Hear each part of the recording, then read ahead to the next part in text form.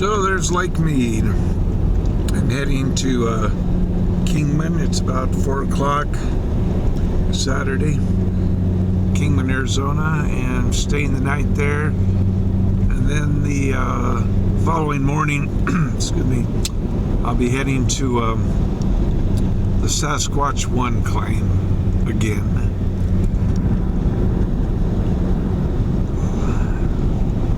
So I've got about 75 miles to go to get to Kingman. Somebody had asked me if there's any gas or food or anything close to where this claim is.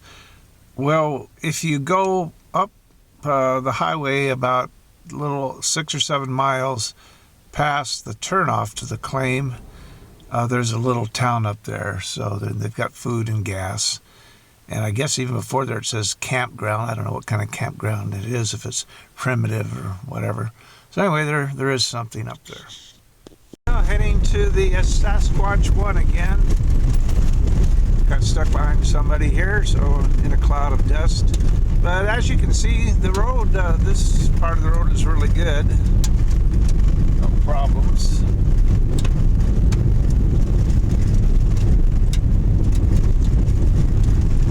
I know somebody asked if they could take a motorhome or a camper up here. Yeah, this part there's no problems.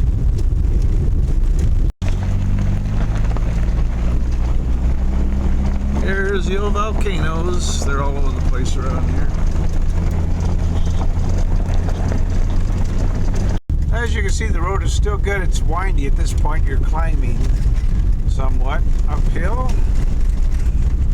But it's, you know, still a fairly wide road and smooth.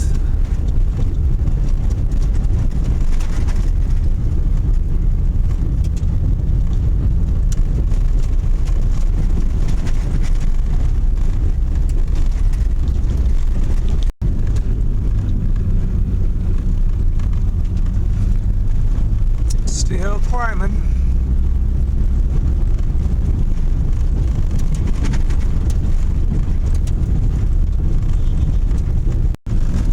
Somebody pulled in a trailer in back here a few miles, so there's the answer to those that wondered if you could bring something like that back here.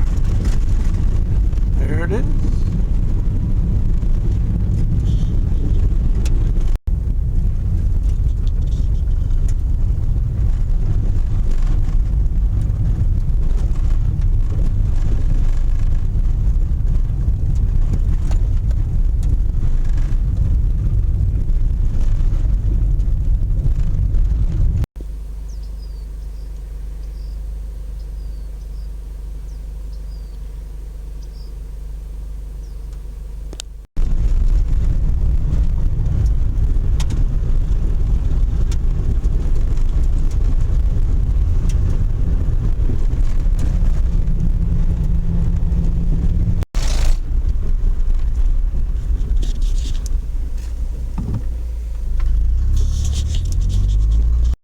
So I did some research since I was here last time with this rock I brought home for my wife.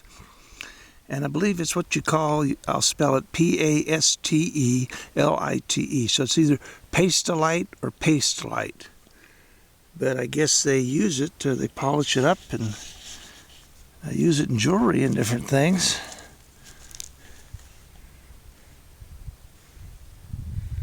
And from what I understand, I guess the purple one is the most desirable. Kind of a purple hue to it.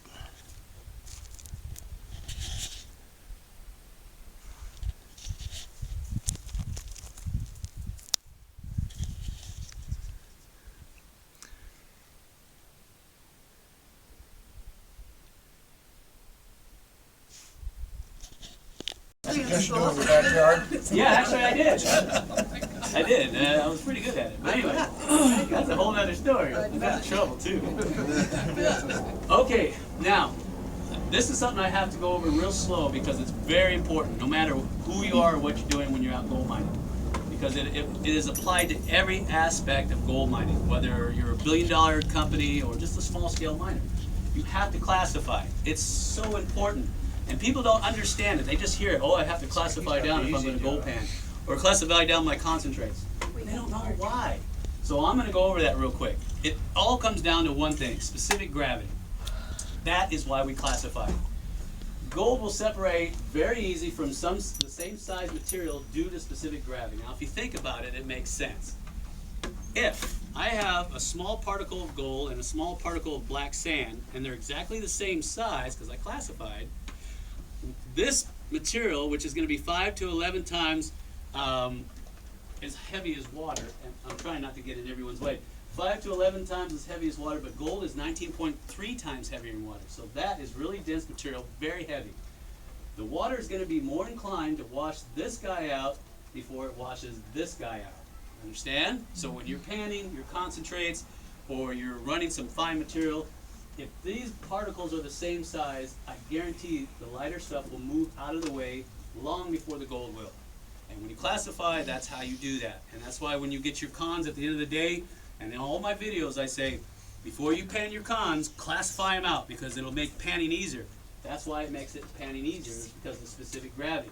If your material is over 5 times the volume size of your gold, say this is the size of my black sand, it will displace that gold, no problem.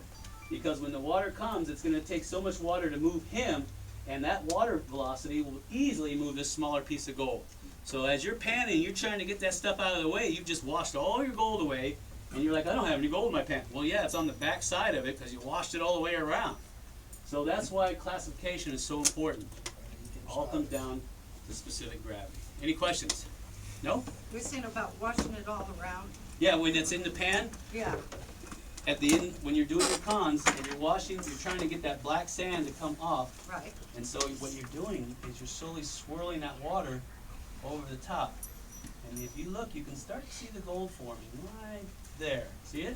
Right. Now, what's happening is if this stuff was too big and chunky, it would take more water force to move this than the gold. So the gold will be the first to leave. And then at the end, I'm going to be looking at black sand while my gold's over here because the water swished it all over to the side. That's why the material has to be the same size when you're panning. That's why you classify it. But when you're tapping it, okay, this is what throws me. Okay. Okay, so when you're tapping this thing to pull, to separate it, Yeah. are you putting your gold up here when you're finding it, or opposite down here by the hole? In the Oh, no. pan? I'll give you a quick demo. So 'Cause that I know throws me. exactly what you're saying. Let me get some more water in there. Okay. So I'm tapping it because I'm making that gold settle to the edge, and you want it to get in this crease up here. Remember, the hole goes through your belly button. Right. And so I'm taking that water and I'm gently washing that water over the gold. Uh-huh. And because the gold is heavier than the black sand, but it's the same size, it's going to stay there. And I can just gently wash it all the way and do such. Now the tapping, what that does, it acts like a shaker table. You get most of that black sand out of there, just like that. That's pretty darn clean. Yeah. Now when I tap it, it makes the gold walk to the crease. Just like that. Very nice. And then it's really easy to take a snuffer bottle and suck it all up. Exactly. Well, what I do, where my big problem is, I keep on overdoing it, and all the sand goes over here, then it goes over there, and it's like. It just takes practice to get the swirl down. Once you get the swirl down, it's easy. Trust me, in the beginning I was washing gold all the way around, and I thought, there ain't no That's what gold I out do. here. That's what I do. You just have to gently wash that. And right now I've got like too much water. You're going to pan these individually. So like right now I've got this guy, and he's a 30. I'm going to dump him in the gold pan, and I'm going to pan him separately. Then I'll get the gold out, then I'll go down to the next screen. I'll put him in, pan him out separately, get the gold out, and then so on and so forth. If I can get to a 60 without losing it, I'll do that. But most likely I'll have to use one of these machines to get gold that is that small, because the gold is super, super, super small. And I run the risk of losing it simply because my hands are generating so much force that it'll be easy to move that gold with that water. That's why we use these machines here, because they're designed to move a little bit of material and leave that finer micron gold behind. And then I'll go into other ways of getting even finer gold than that. So I know. That would be dust. I mean, Pretty much, this yeah. would be a little bit of. Is the key to getting that gold out of there. Just like she was saying, if the gold is smaller than the bigger stuff, you'll wash that gold away trying to get rid of that big stuff while the little stuff's going away. So classification, especially when you get done working like a trommel, dry washer, high banker, any of those things. Classify down your cons, your concentrates. It'll be so easy to pan out. That black sand will move right out of the way and it'll leave your gold behind. Just very minimal black sand, suck it up, you're good to go. So, any questions about black sand and specific gravity? This is the key right here. And that's what makes gold finding or mining, this is what gold mining is based on, is specific gravity. If it wasn't for its density and sheer weight, it'd be almost impossible to find. So, at least with the techniques we use today. All right, let's move along. Come on. Okay, now we're getting into the meat, as I call it. These are my top 10 ways to remove gold from black sand. Now, yes, I know there's more ways to do it than 10, probably about 50, but these are my top 10 ways. So I don't want to, hey, well, you didn't mention blah, blah, blah. Well, these are my top 10, and for my 20 plus years of doing it, I like these 10 ways. They work for me. Some of them I don't like using because they're very dangerous, but they do work. They do work. Okay, here we go. Hey, Pops, did you get it? Hang on a minute. Okay. If you don't mind. All right. I didn't know you were taking it down. Otherwise I'll steal your notes. Right? No! I think you did that last time. I did. Oh, she's If still, he I get donates them, you know I'll take them. I got double counted. Got it, Pops? Fantastic. That's my man. Let me give you a hand.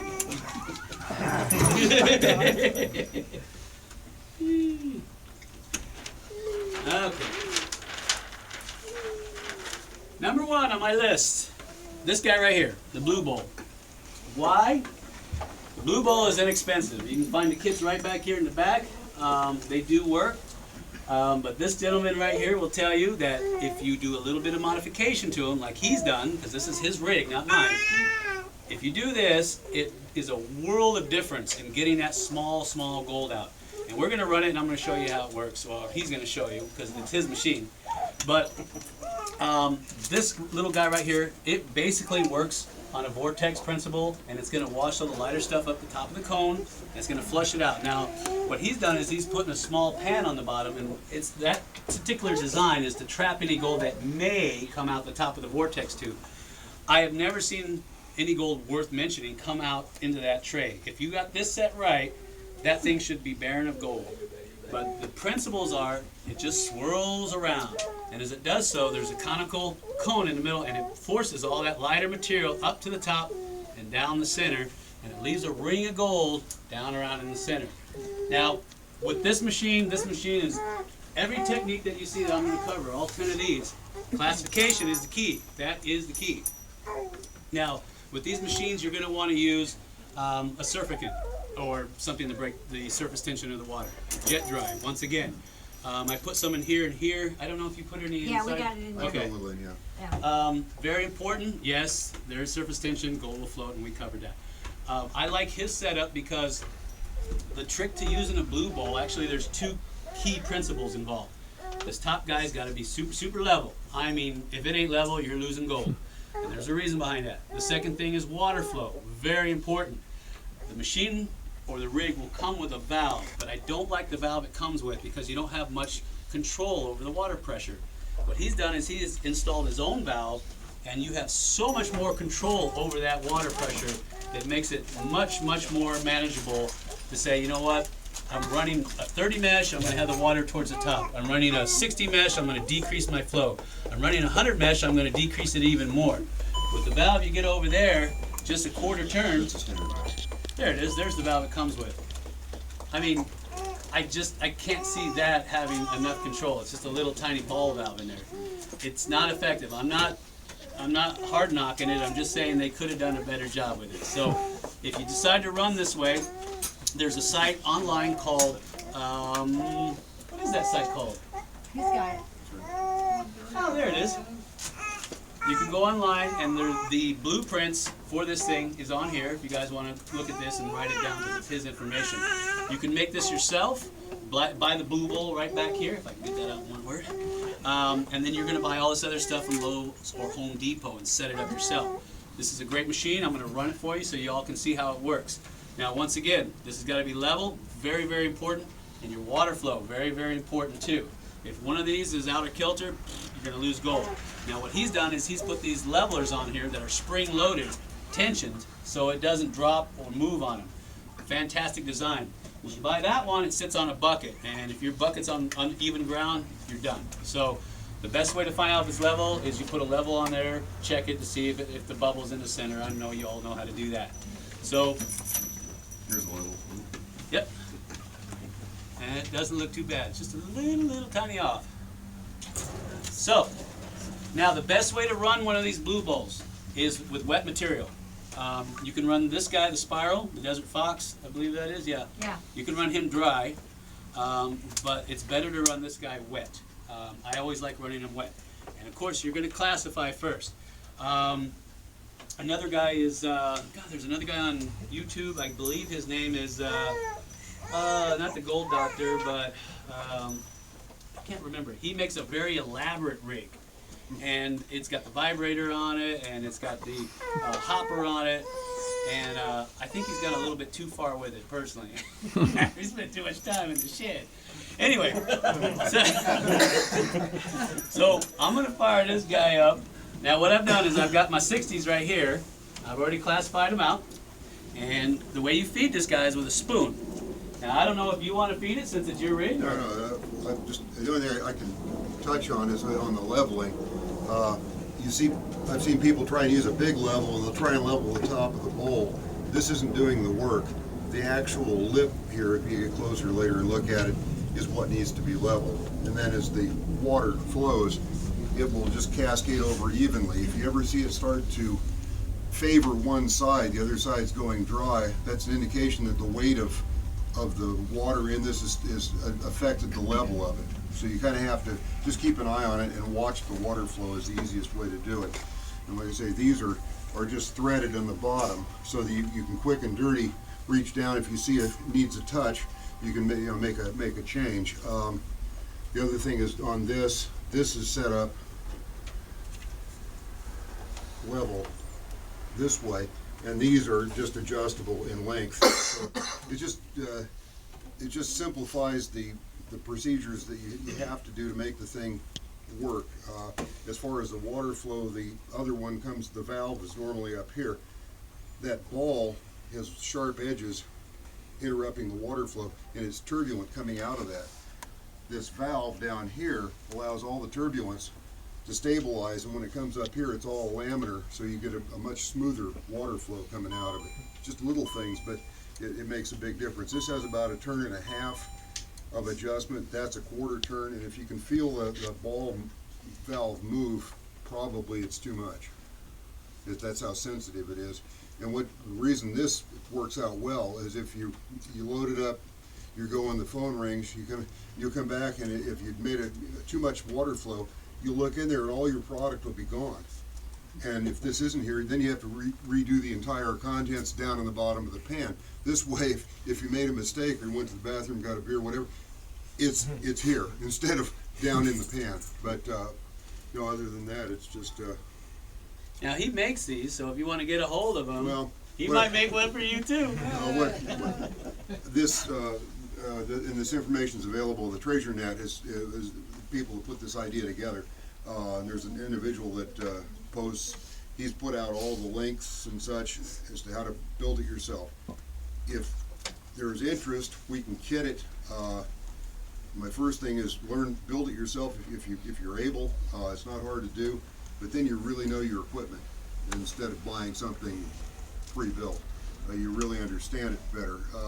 If there's any kind of interest, let me know, and they say we'll think about putting it together. But it's just common parts that Lowe's or Home Depot has. Nothing really all that complicated. Except the water trough. Yeah. You can't get that at Lowe's or Home Depot. Yeah. It's not wide enough. Yeah, we ran into that. These kind of Cal Ranch, they're wider. The ones, the tubs you get down at Lowe's or Home Depot are narrower. So what I would do is if I were to kit it, I would find a way to make this narrower so it would fit in one of those tubs. Oh, standard mortar tub. Yeah. Very good. That would be the one other thing I'd do if we were to make a kit for it. But Now your pump, what volume is that? 1100. Just Okay. a standard little pump that they use. And you guys sell the 1100s here, right? Fantastic. Yeah. All right. Well, we'll fire this thing up. Any questions so far? And like I said, he's treasurenet.com. He's got the plans right here. You know, that's where to pick it up on the internet. All the sources Kinda for wet, but- and they have several things. The fellow that I forget his name. He's AZ Viper? AZ Viper is what he posts under. But he's got build your own vac pack set up with the echo blower. He even built his own beautiful trommel. He used to build exercise equipment, I believe, for like gym stuff. Well, that would be exercise equipment. It comes with a shovel. Yeah, shovel ready. The source is there. If somebody has a problem, they can't do this, they don't want to, whatever, we can get you set up with it. But Excellent. Well, that sounds like a good deal. Any questions? What is his name? I don't know. Oh, I'm sorry. Kevin, Kevin Morris. I'm so sorry. I'm so bad about that. Slim's always checking my spot. All right. So we'll go ahead and battery over here.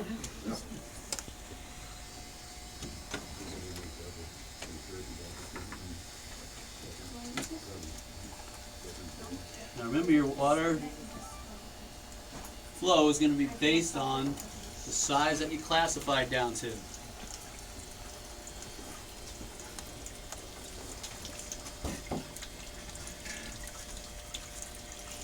If everybody wants to move in so you can see it, Yep. and then you can move back to your places. I'm just like, I love that flow control. Because on the other ones, man, you're like, oh, that's too much. Oh, that's not enough. And then you want to break it off. Picture. Oops, sorry.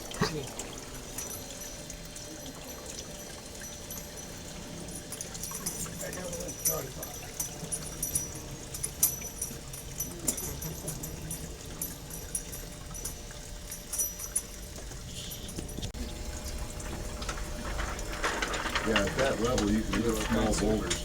Yeah. If you watch the material. That's the first clue. Like I said, I'm running 30s in there, so I was going to get the water pressure up, see what it does. If it moves the stuff real easy, I'm going to drop it down a little bit. Where's the water entering the bowl? Oh, it's coming in from the side right here. Just dump it in. So what I'm going to do is I'm going to try to go with the water flow. 58 years ago today.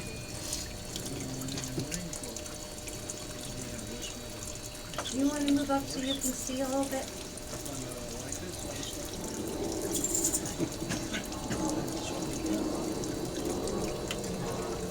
Throwing the lighter stuff out to the sides. Huh? Throwing the lighter stuff? No, I'm just gently putting it in. I like to keep it on the outer edge because eventually the water will force it toward the center of the cone. So I want to give it a good, exactly, concentrate. And like I said, I got my water down right now for starting.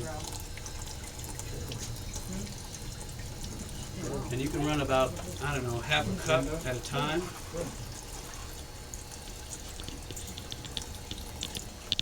Concentrate it on the opposite side, and you can take something like this and gently get some water, blow around it, redistribute it, start over again. You never want to go against the flow of the water. If you disrupt that current, you're going to blow all that stuff around. You don't want to do that. And like he said, if there's any fine gold that did get away for whatever reason, it's going to get trapped down here in these riffles. But if this is set up properly, I guarantee no gold's going to be down there. And you can already see pieces of gold coming out. What is it about gold? You guys in the back, if you wanna come and move up so you can see it, and just kinda rotate around. That's a cool one. I know I should have brought a mirror in, dang it. Big mirror. Okay. Water, pumping it in past the tunnel. So it's trying, the water is spinning and trying to climb and then comes out. So we pick it up and why is it spinning? Put it and blow everything into the center. I want you to see the nice process of the swirl forming in the center. And what that will do is it'll get the blondes out first, and then the hematite and the hematite and magnetite, black sands. I was thinking of cake from Olive Garden, black tie cake. Anyway, I'm going to increase that water flow just a tad. And then we're going to go over here to the desert fox.